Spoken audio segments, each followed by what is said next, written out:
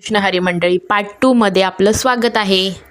पंढरपूरचं दर्शन झाल्यानंतर आम्ही द्वारकाधीश मंदिरात गेलो। तिथे पाया पडला। तिथे फोटो वगैरे काढणे अलाउड नाही आहे आणि तो सरकारी शिंदे वाडा होता आणि तो चंद्रभागेची आख्यायिका आहे की तिथे गेल्यावरती स्नान करावे, जसे पाप वगैरे पुण्य होतात। पण आम्ही गेल्या तिथे चंद्रभागा पाहिली, तिथली काही गोष्ट गुगल करून बघितल्या। कसं पंढरपूरला येऊन प्रत्येक भाविक हे चंद्रभागेला भेट देतात आणि तिथे स्नान करतात। थोड्याच अंतरावरती कैकडी महाराजांचं मठ होतं। कैकडी हा एक समाज आहे भटक्या। हा समाज पारंपरिक पद्धतीने टोपल्या विणायचं काम करतं।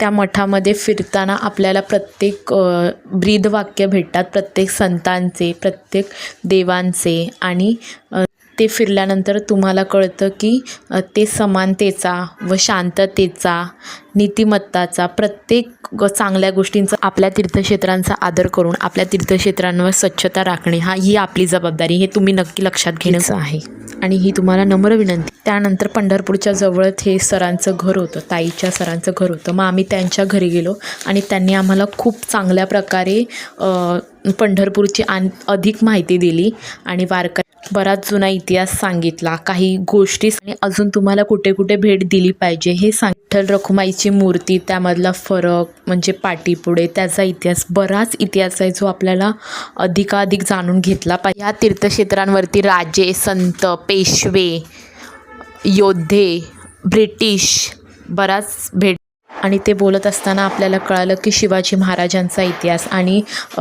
वडोल म्हणजे पिढ्यात कसे चालत आलेली परंपरा, श्रद्धा, भाव, वारकरी संप्रदायातनं आलेली लोक आणि त्यांनी एक अनुभव देखील सांगितला त्यांचा, तो तुम्ही पुढे ऐकालच। आपल्या महाराष्ट्रातील तीर्थक्षेत्रांना तुम्ही नक्की भेट द्या।